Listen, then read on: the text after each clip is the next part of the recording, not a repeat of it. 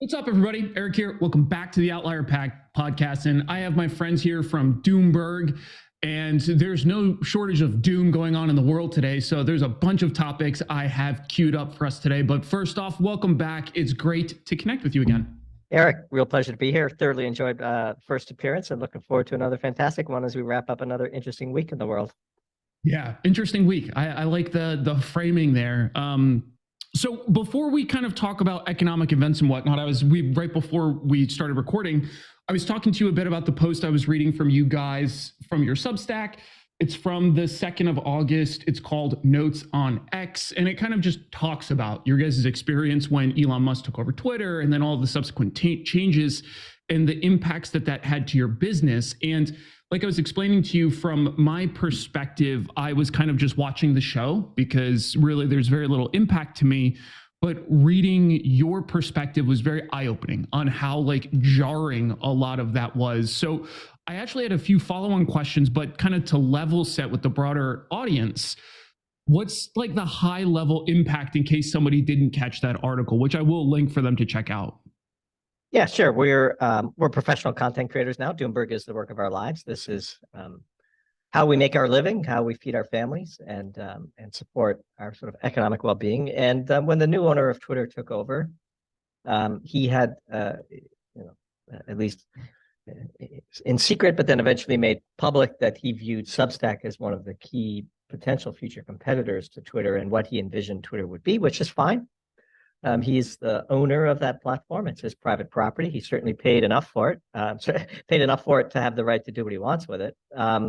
And so it began with some throttling of Substack authors and links to Substack. And then eventually it just felt like the algorithm was targeting Substack in general, and then large Substack accounts like ours in particular, and our impressions and engagement on the platform collapsed, even though we hadn't really materially changed our efforts to try and, to create good content for our followers. At the time that we left Twitter, we had over 250,000 followers. We'd worked really hard to build up that followership, to create that account, to add value to our followers, and occasionally potentially induce them to come on over to Substack and read a piece of ours, and maybe that would eventually lead them to become a subscriber. And, the customer journey in the content space is impression to engagement to email to paid.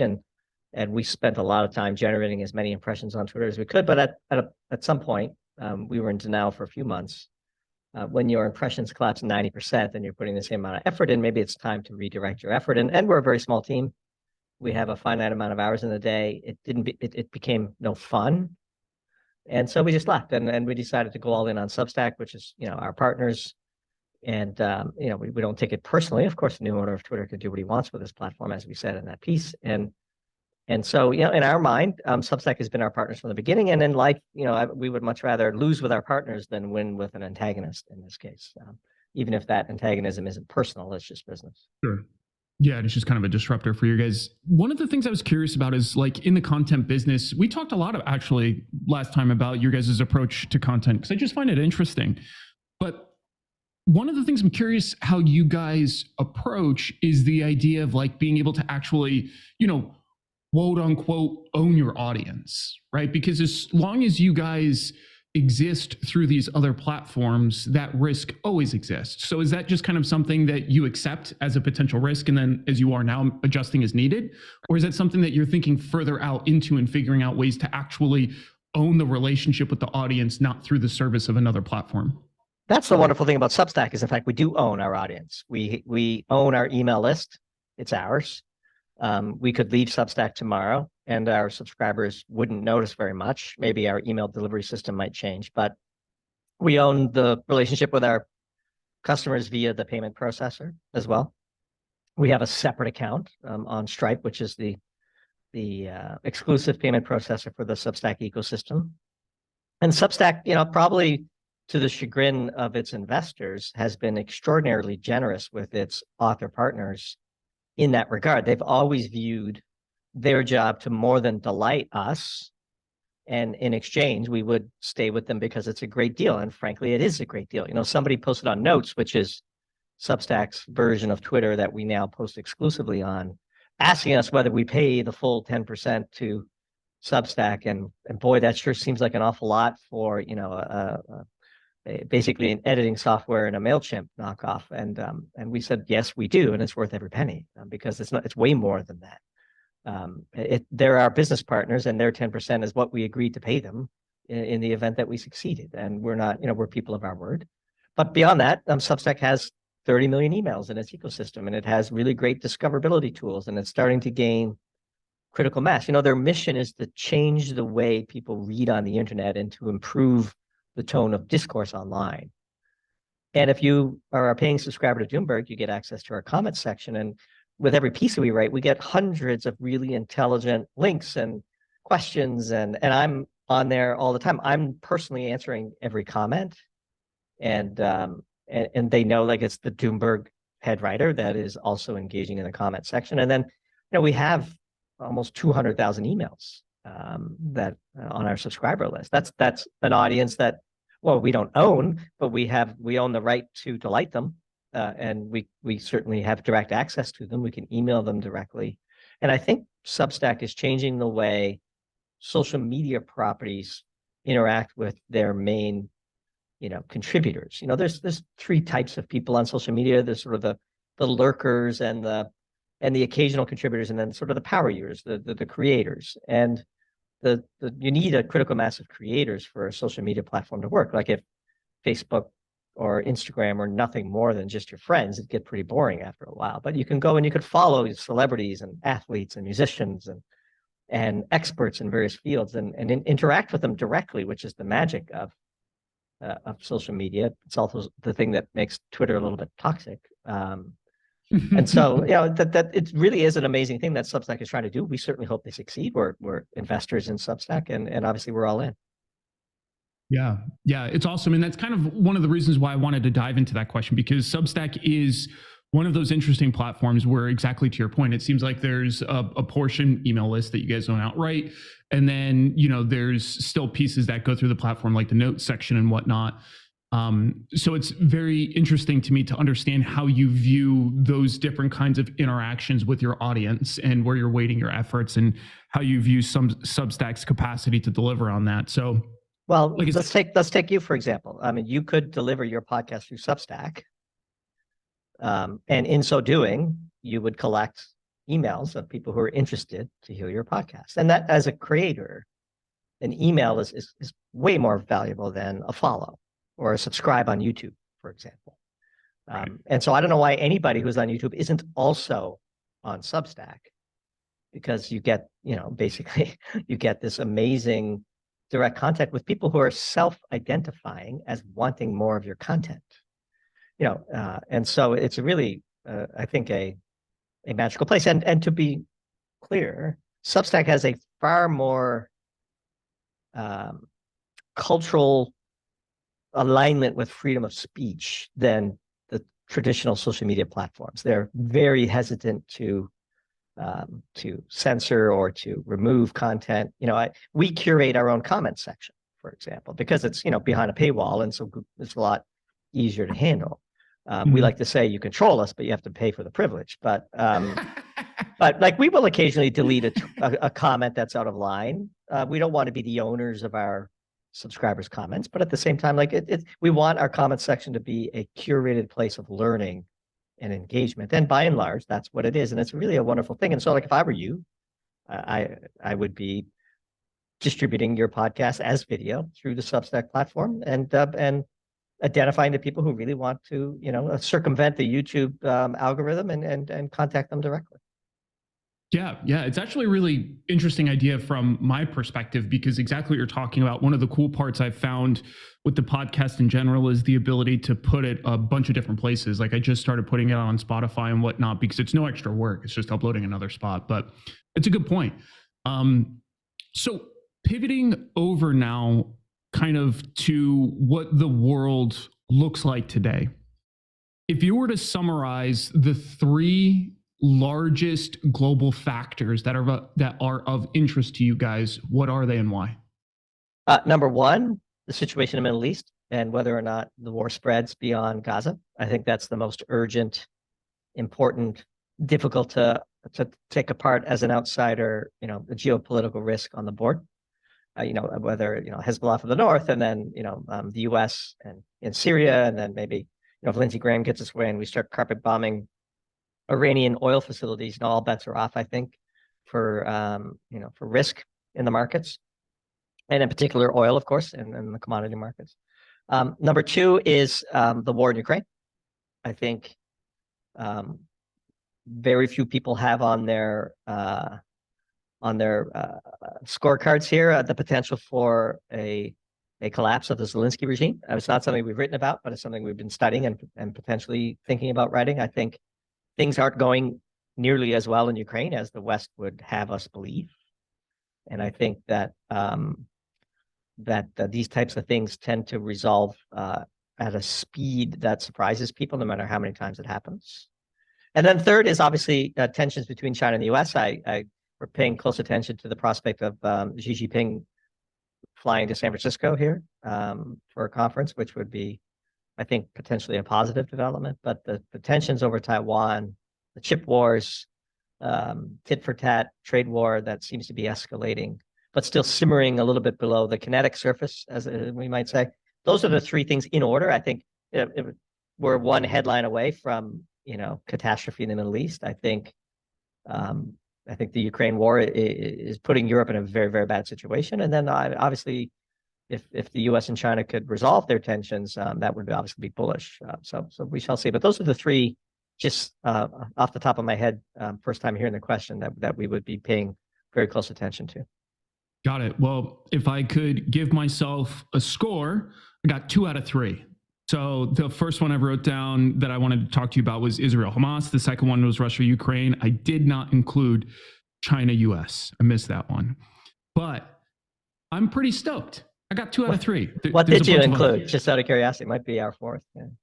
Well, so after that, I have Fed rate policies, recession, energy warfare, because I really like that article that you guys wrote. Those were the next kind of handful that I had listed out. Cool. Yeah. Well, let's take them in order. Where do you want to go? Yeah, well, definitely Israel first. And the reason why definitely Israel first is because I'm still in the reserves. So I follow this stuff very closely, obviously. And the overall relationship there is so fascinating to me against the backdrop of the typical American perspective, which, not to talk down about ourselves, but it tends to be pretty ignorant. I feel like Americans are used to being in our own little bubble, and we sometimes forget that other people have other perspectives. So looking at what's going on over there, I think is very important, but also misunderstood by a lot of people. So can you talk from your perspective, what's going on there, and then the potential larger scale impact? So I think it's very important to state up front that I know I am not an expert on the Israeli-Palestinian conflict. I'm superficially knowledgeable about it. And I think it's important when analysts are on podcasts like this to state up front whether they have any particular expertise to add. So, for example, I'm far more comfortable pontificating about the nuances of LNG market and natural gas than I am about the causes and consequences of the most recent events in Israel. Now, of course, any outside human can look at this situation and be appalled at the events of October 7th, and we certainly were, and also be afraid of the risks involved, and that this is a very, very serious event. And I think that the commodity markets in particular might be underpricing the tail risk of a spreading of this war in the same way that it did in the weeks ahead of Putin's initial moves on Ukraine. And we are, of course, we're defensive pessimists, and we ponder worst case scenario risks. And so when situations like these explode, we are, of course, our instinct is to ponder worst case scenario risk. We are looking closely at escalation from the north with Hezbollah and with Iran via proxies in Syria initially, but whether that kinetic battle spreads to direct conflict with Iran. Obviously, there's some very narrow straits over there through which an awful lot of energy is shipped. And if those were to be interfered with, it could cause huge dislocations in the market. I have no idea how to solve the Israeli-Palestinian conflict. I think it is a tragedy of epic proportions. it is, it is really just, there's no other way to say it. It is sad that in 2023, humans are still capable of doing that to each other, what we saw on the 7th, for example. And it's disturbing.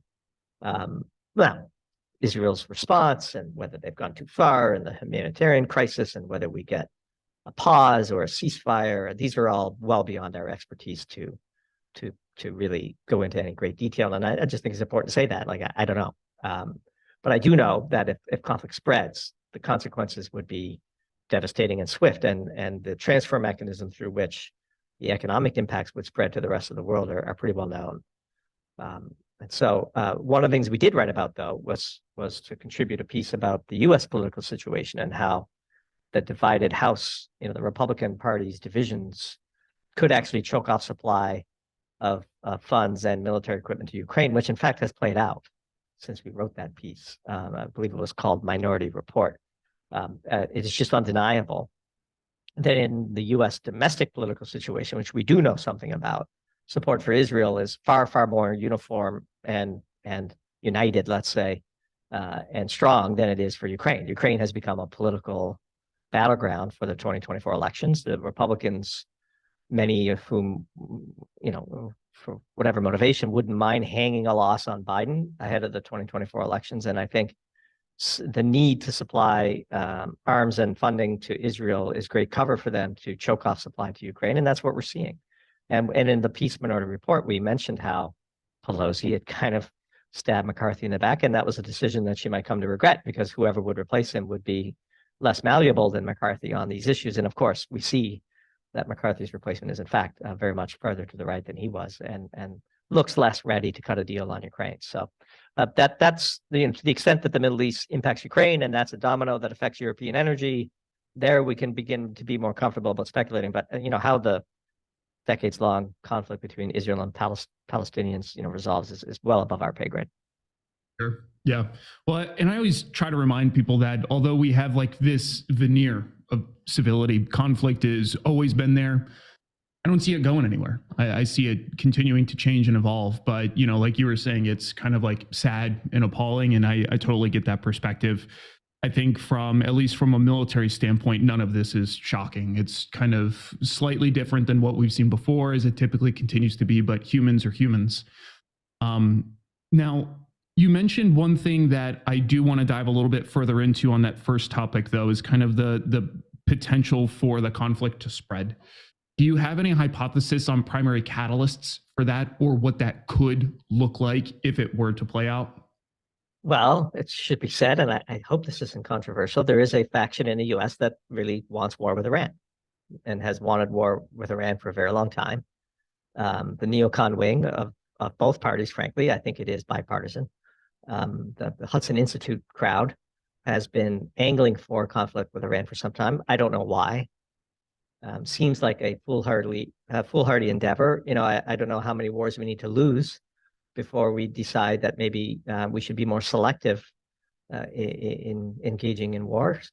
The Ukraine situation is not going well. This comes on the heels of the, I think, scandalous exit from Afghanistan and the situation in Libya and Iraq. I mean, it's for all of the heroics and the sacrifice of the U.S. Soldier. What do we have to show for the sacrifices is I think, a conversation we need to have. And so I would argue that while we are engaging in a proxy war with Ukraine and provoking a trade war with China, is it really smart to open up a kinetic war with Iran? I mean, I don't know. Maybe I'm just a pacifist. I'm old enough to remember when being in the pro-peace camp was considered liberal, almost borderline treacherous, and now it's considered alt-right Putin puppet. I don't know. As the father of draft-eligible children, I would prefer that at least we had a debate in Congress before we declared war, and we thought about the consequences, the objectives, and the limits that we would place on the military as we engage in these things. But there's a faction of people in the U.S. that want war with Iran, and I think a way this war spreads is we provoke them, or we have sort of a Gulf of Tonkin incident where something happens and it gets blown up by propaganda. Next thing you know, the war cries are whipped up internally, and and off we go. It's sad. I'm unabashedly pro-peace, unabashedly pro-US. I think it'd be really great if our national defense focused on defending us, as opposed to proactively finding wars to go and drop bombs on people. I guess when you're in the bomb making business, peace is a working capital problem. It's sad, but and I'm sure we'll catch some flack for saying these things, but we would be very much inward focused in our resource deployment, investing in our domestic economy, on our domestic entitlements, our domestic border security, and letting the rest of the world figure out what they want to do with each other. Yeah, it's an interesting perspective. So, do you guys think that there's a way to operate in isolationism like that? Because when I hear those kinds of things, I honestly don't have much of a perspective myself. I genuinely view myself as too ignorant to have an educated opinion on it. I always just look at the problem set and think how tricky it is to balance internal investments and internal infrastructure and internal focus versus forward projections for the purpose of internal loci of control. So I'm curious how you guys think about like that isolationism concept and the ability to look more inward and I don't want to say forsake, but meddle less externally. I think, look, you could forget about just isolating the country. You could say the Western Hemisphere is off limits. We could easily enforce that. If you drew a circle around NAFTA, I mean, there's plenty of food and fertilizer and water and resources and oil and gas and coal. And, I understand that we have allies around the world and that we have principles and so on. And, but at some point, if we're not going to be the global superpower, which we're kind of pulling back, we're sort of sending mixed messages to the world, right? I mean, like we're pulling out of these places, but at the same time, we are sort of commanding and demanding the same level of respect that we used to have when we were the truly dominant superpower. And I would argue that we have underestimated the military might of our opponents, and it's okay to treat other cultures as people to deal with sort of on a peer basis. I'd be hard pressed to believe that the rest of the world wakes up every day looking to go to war with the US. Maybe I'm naive, and look, it's totally possible I'm naive, and I'm sure there are people listening who will say that. I think we got plenty of problems at home before we go about the world searching for other people's problems to solve. I don't know. That's just me. Do you think that's what the US is doing, that they're trying to look to solve other people's problem for them? Or do you think that it's more the US is looking to interfere in other places and solve problems that might come back and impact us? Well, that would be the neocon argument that, better to fight over there than fight over here. I find that argument unpersuasive. But again, nobody comes to Doomberg to read these things. This is not really in our zone of expertise. I'm more expressing my personal opinion. Yeah, of course. Than anything we would write about. But that's the argument that the neocons make, is best to fight Iran in Iran. And my thought would be, how about we just don't fight Iran? Like, how about we figure out a way to reach some kind of a workable relationship with Iran, with China, with Russia, heaven forbid. But there's the view that all of these countries are out to get the US, and that we need to proactively go in. But what's the end point? Like, we're going to nuke all these people? What is the end point of a war with Iran, Eric? You tell me. Like, what does victory look like in that scenario? Yeah. Iran is the largest producer of oil for China right now. The largest importer of oil into China comes from Iran today. That's new, a recent development. We go to war with Iran. What do you think China thinks when it looks at Taiwan and it looks at its internal strategic petroleum reserves? Like, how many wars do we want? Like, to what end? What's the point?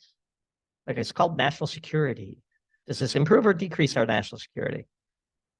I don't know. I mean, at some point, we need to have a conversation. Like, again, how many wars do we want to lose? It's not like we have a glorious track record since Vietnam in this regard. Find me a place in the world where our military action resulted in a better situation that exists today. Look, at least at the end of World War II, look at West Germany and Japan and the reconstruction of Europe. Like, those were wars worth winning, and we meaningfully invested in the longevity of the outcome. What's Afghanistan today? What's Iraq today? How many trillions do we spend on these wars? I don't know. But again, it's our views on this aren't going to change anything. That's where I would land personally. Yeah, no, and I ask the questions because I find it interesting, right? That's the whole idea, is to promulgate different perspectives and to learn more. I think a lot of what you say is there's a lot of great thought behind it, in my opinion, because I agree with you. I think the idea of like starting conflict for the sake of it doesn't necessarily help most people, which is always why I go back to like, I'm curious always like what the true undertones are. And if it's kind of what you're talking about, and it very well could be the case, where it's just the large war machine needs conflict for profit. Yeah, like that very likely has a big seat at the table. You can go back to Dwight Eisenhower's outgoing speech and look what a great president he was. You know, we have the national highway system because of the same man who was pivotal to us winning World War II. And in his outgoing speech, what did he warn about? He warned about the situation we're in today. And we have these wars are undeclared, by the way. Like, I know it's like probably just a detail, but the Constitution says that Congress declares war. Like when the Japanese attacked Pearl Harbor, you know, FDR went to Congress and asked for a declaration of war. Now he got it, and people were lining up around the corners to volunteer for the Navy and for the Army and so on. And great, that's all, you know, aligned with the Constitution. Today, the president basically has the power to act in a way that amounts to undeclared wars. And I just don't think that's the way the country was founded and was meant to be. We should be debating these things. Our congressmen and women and our senators should be putting their names to a vote. Do we want to go to war with Iran? Okay. What are our objectives? What is the outcome? What's the definition of victory? I think of Colin Powell with the war in Iraq. I mean, whatever you think of Powell and, you know, his subsequent speech in front of the United Nations and all that. In the first Gulf War, I mean, it was very clear. These were our missions. Now, look, we didn't handle the victory very well, but at least from a military perspective, it was very clear. And we had a vote, by the way. It was a controversial vote. And how people voted mattered over time. Now we've done away with all of these formalities as though they were irrelevant. And this is a disturbing trend in our view. If the president can just randomly decide to embroil the U.S. in various conflicts around the world with basically minimal oversight from Congress, that's a very dangerous situation.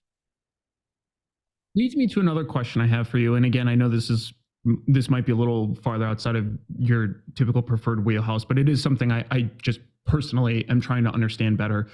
Is this increase in like the use of impeachment? I was reading a couple articles yesterday about, you know, people attempting to start the impeachment process for Biden. Obviously, we did all that for Trump. Do you have an opinion or any thoughts on the increased use of that as a political tool? Sure.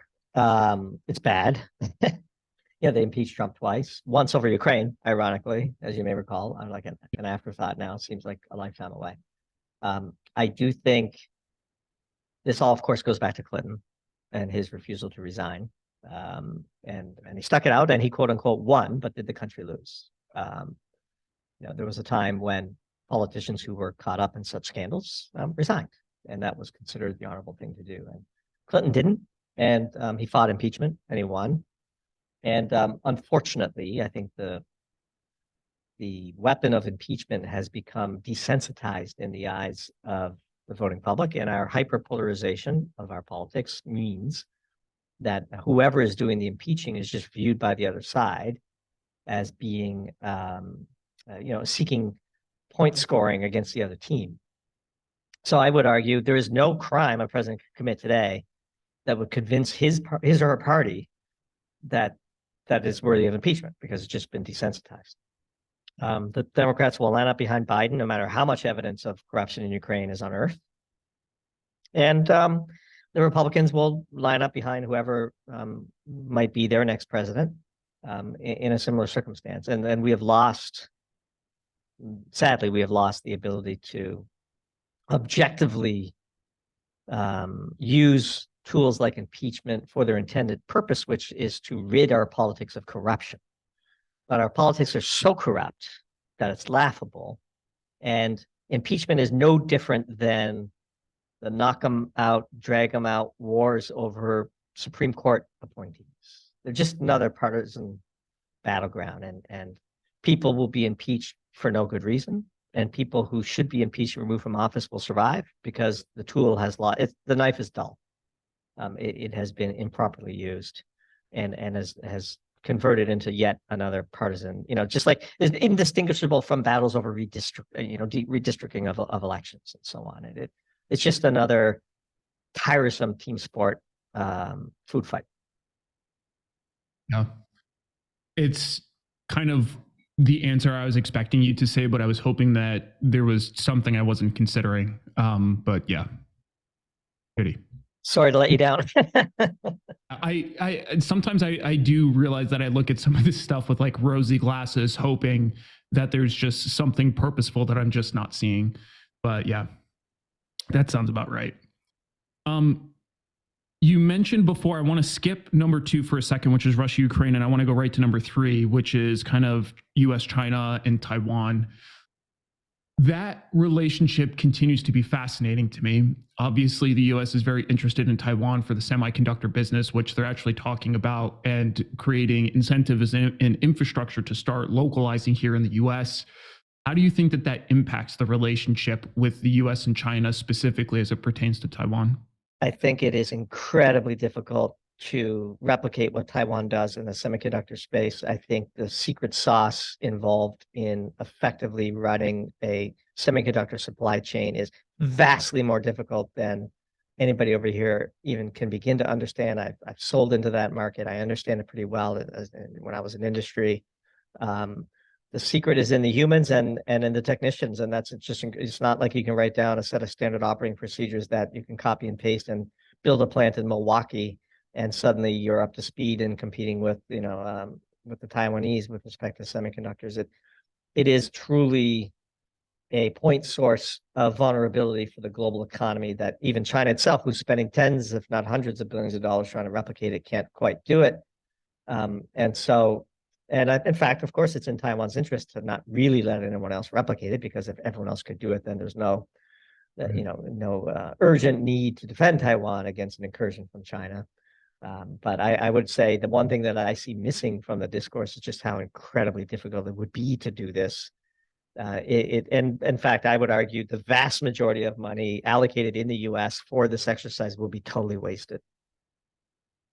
Wish I had a better answer for you, but. Do you think it's potential for the semiconductor industry to even be moderately effective here in the US? Or do you think that kind of where Taiwan is so far ahead that it's just a fool's errand in total? Well, in design, we're very strong, of course, but China's trying to catch up, which is why we wrote this piece about the ARM IPO and Masa Son's dropping of bags on Western investors, because basically ARM China has been confiscated by the Chinese government, even though it's undeclared. And so the closing the gap on design is a lot easier. You could steal that IP than it is on the fabrication side of things. And that's where it is still very much a magic and an art. It is difficult for people. They just assume this is just another production process that can be copied. And it just isn't. That's just not how semiconductors work. And we've been researching a piece on this for some time. Can't quite figure out how to add a unique angle to it that isn't already out there. We might just highlight this and a few other things that we know about the sector, but it's very, very difficult to replicate what Taiwan has. And if war does break out and those facilities are damaged, for example, you're going to see catastrophic consequences for the global economy. What makes it so difficult? Because I think about what the US can produce. I think about a lot of the just insanely complex, intricate items that we're able to make now. What makes what Taiwan is doing so difficult to replicate?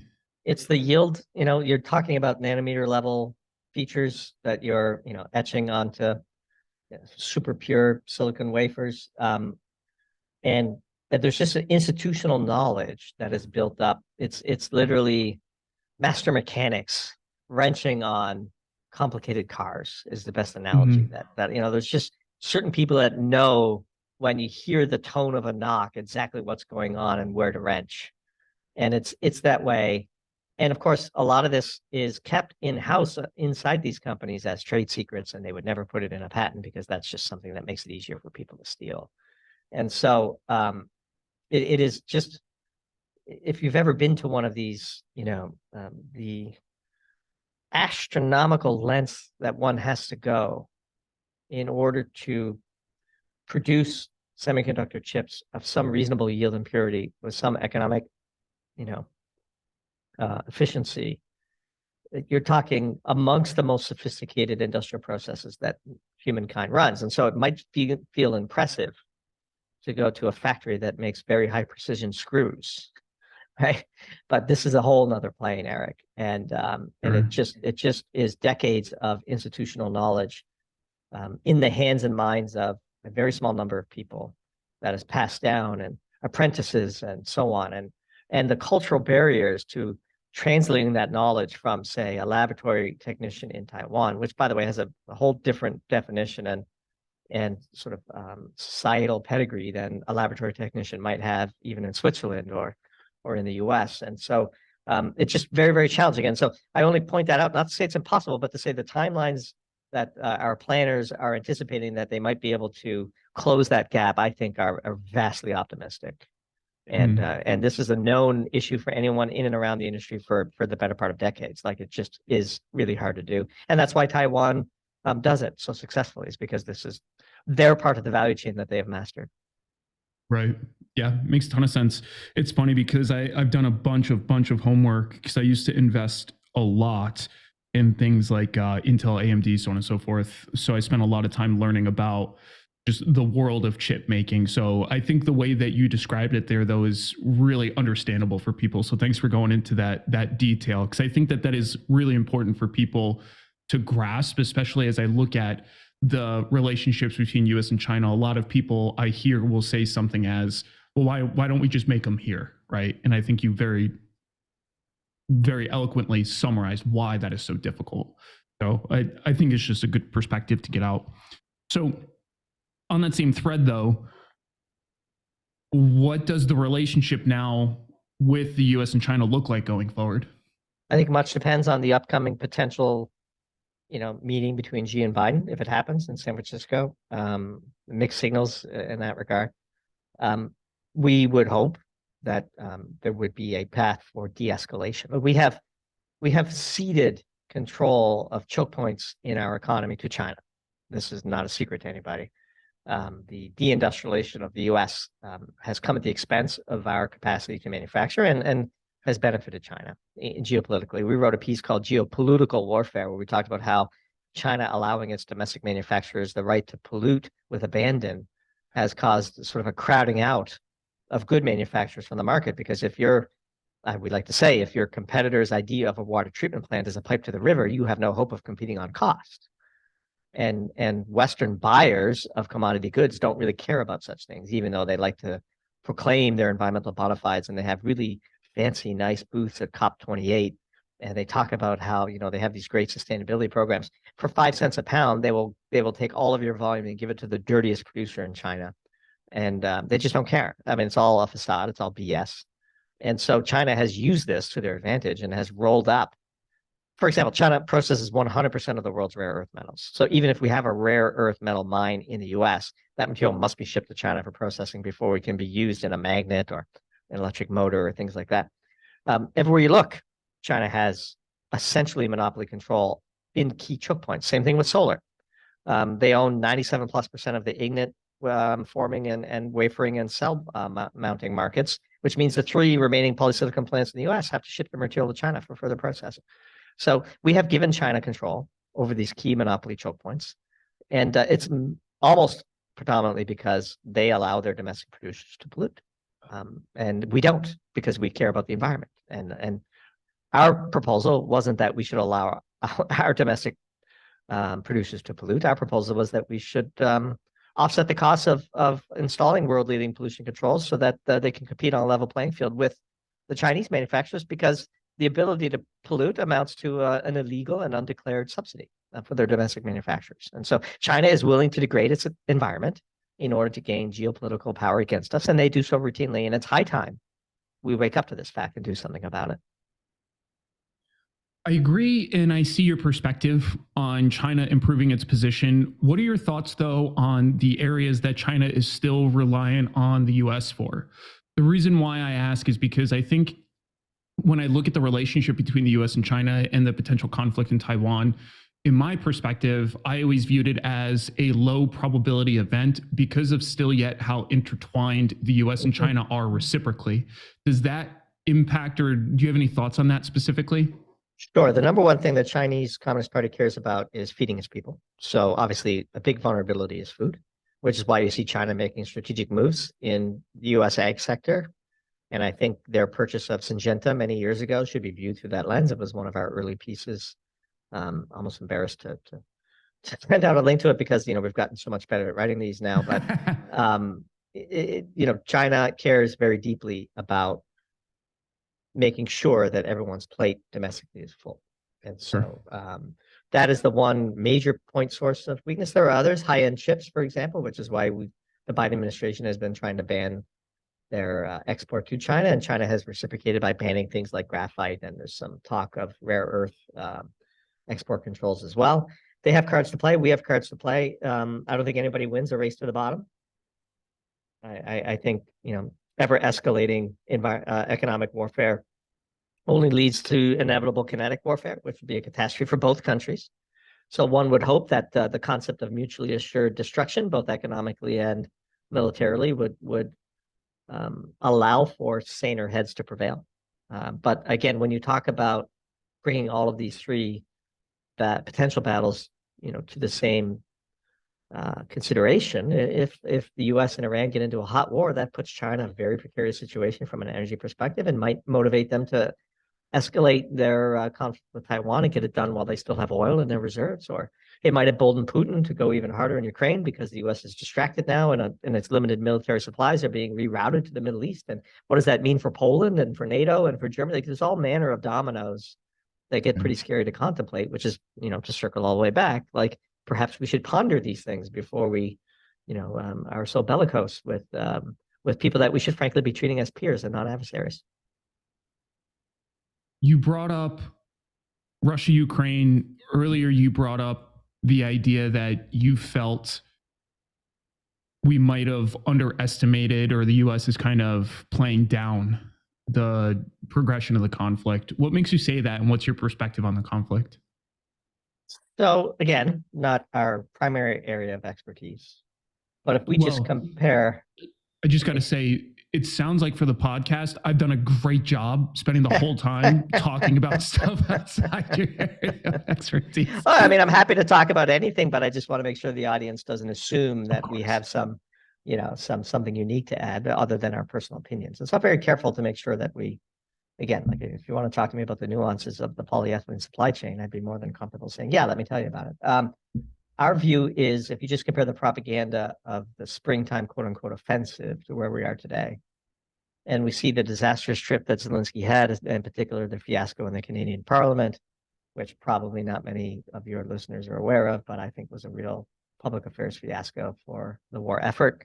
And then the fact that Putin's still there, our sanctions didn't work as much as we predicted, and we caught a lot of flack for pointing out that these were terribly designed sanctions that he could easily circumvent, and he has.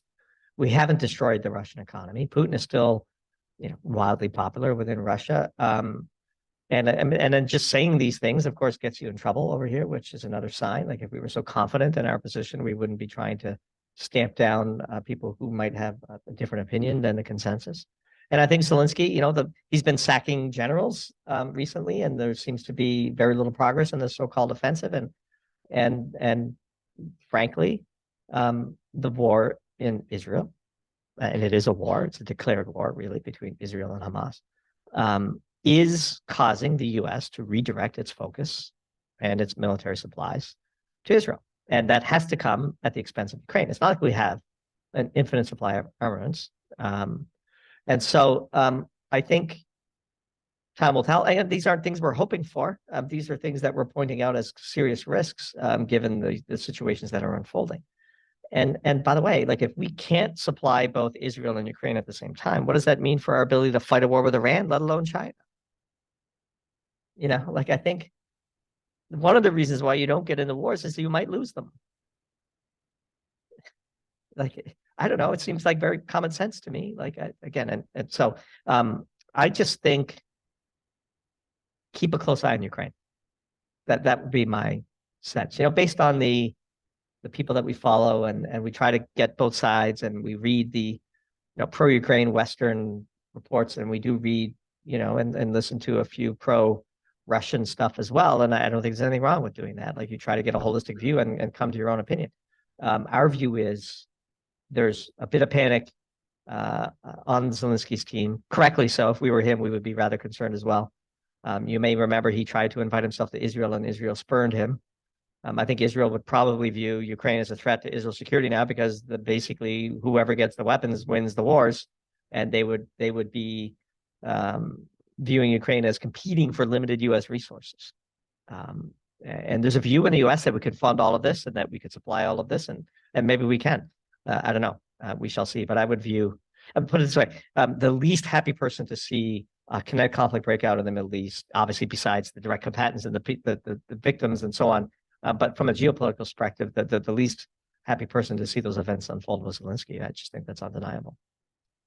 Sure. Yeah, I mean, he obviously sees his resources, potential pool of resources, dwindling there. I think I go back and forth, not that my opinion matters either, but I think the progression of the conflict in Ukraine has been fascinating to me from just a militaristic standpoint, because it's funny when you said that we underestimated like the military might of some of these other peers. And I think from a militaristic standpoint, most of us look and we think, where the fuck are the Russians? Like we actually are overwhelmingly underwhelmed with how they're performing. And that's not to say that Russia doesn't have the capacity to really do a lot of damage. In my opinion, they've been pulling a lot of their punches, because at least in my ignorant assessment, I don't think Russia's trying to eviscerate Ukraine. Yeah. I think that conflict goes down to a cultural level, so they're not coming in super heavy-handed, but still we can glean a lot from their tactics. And a lot of the stuff that we see from both sides, exactly to your point, not just pro-US or pro-Western media, you can see some of the tactics, techniques, and procedures that are deployed. And it's amateurish at best, which I find very fascinating. So go ahead. No, I was just gonna say, like, these again are well beyond you have far more expertise in this area than I would. I wouldn't know a sophisticated tactic from a boorish one. I just don't have the knowledge. I would just say, I don't think either side anticipated that we would be where we are some 20 months into the conflict, right? I mean, I think there were many who expected that Russia would just steamroll, perhaps some even within Putin's inner circle. And there were many in the West that expected that our sanctions would cause the Russian economy to collapse and for regime change to occur in Moscow. And that hasn't happened either. And I think, look, I mean, obviously punches are being pulled because no nukes have been exchanged. Like, the US has nuclear weapons. Russia has a very formidable a suite of nuclear weapons as well. I do think that that by definition, as dastardly as this war has been, and as catastrophic it has been for the citizens of Ukraine in particular, it could be way worse. I mean, we could be dropping nuclear weapons on each other. We're not, thankfully. Let's hope that never happens. But yeah, I mean, I think nobody had on their bingo card that 20 months on, we would be basically roughly where we were when the war started. I think it goes back to a point you said earlier that I do find tends to repeat itself when we were talking about semiconductors in the timeline that the US laid out for domesticating some of that. I feel like in general, people are far too optimistic with their timelines. And I think we see this across multiple facets. But to your point, I agree with you, because I think if you ask most people, when does this come to a conclusion? I mean, the US, it's like fly by night, right? As soon as something has been around for a little bit, we're bored and tired of it. We need something new to focus on. I'm actually curious, if you ask most US citizens if the war in Ukraine is still going on, what they would say, because I'm genuinely curious the answer to that. And I bet you none of them could find Crimea on a map.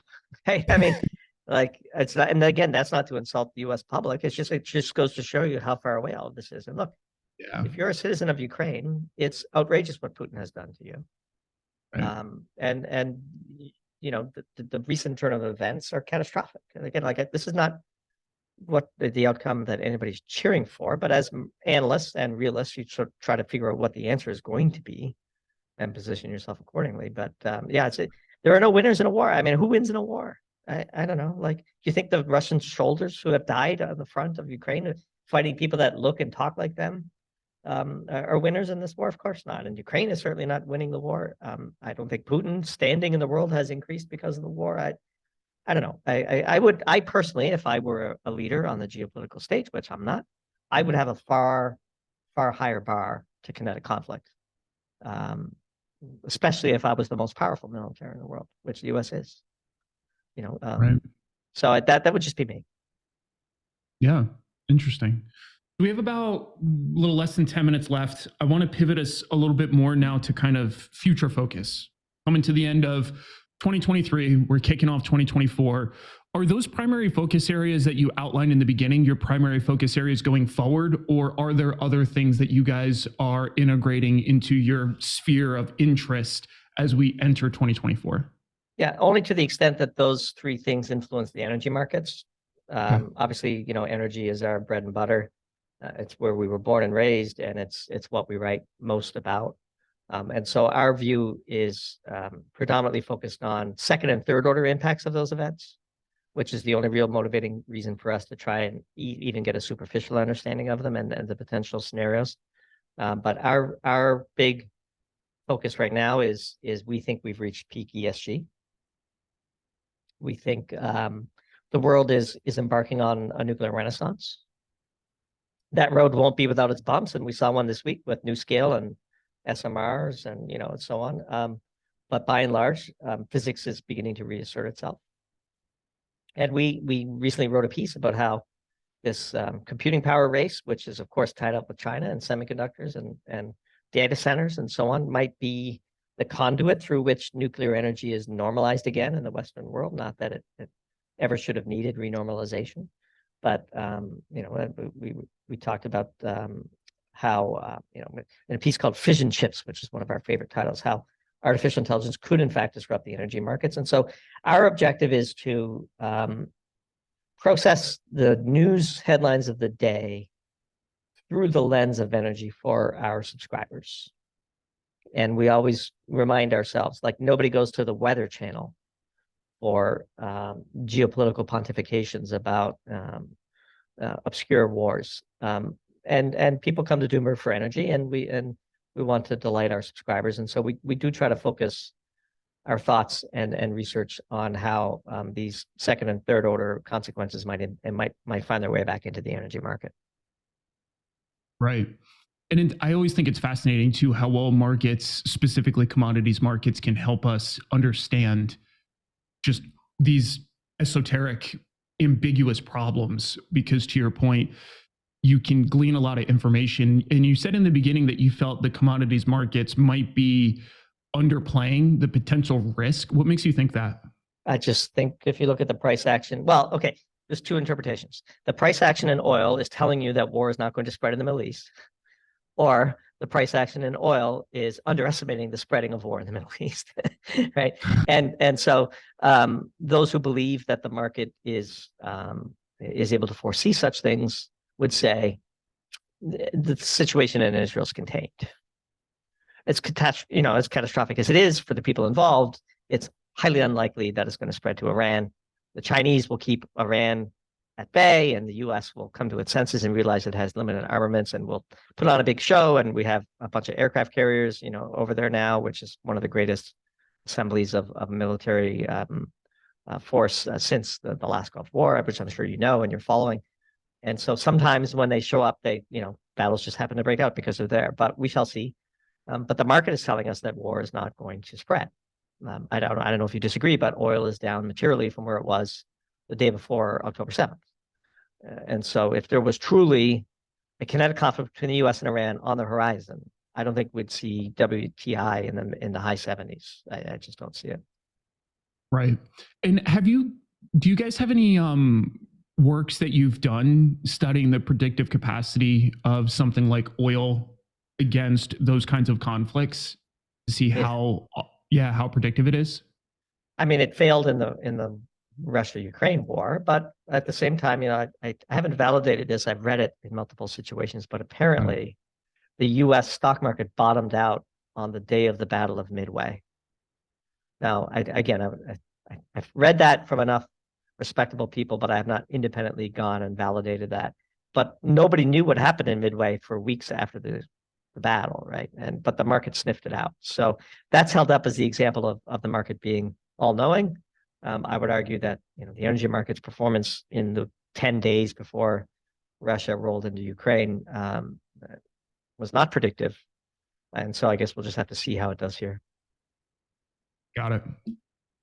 I got to say, it's always an absolute pleasure to talk with you guys. And I know that for this one, I kind of kept you outside your typical sphere of specialty, but there's a couple reasons why I like to do that, to be honest, because you guys produce a lot of content in that space already. Yeah. So a lot of what I like to do is explore some of these offshoot threads, because I do think very similarly to your perspective in that you can use markets, you can use commodities to then infer information.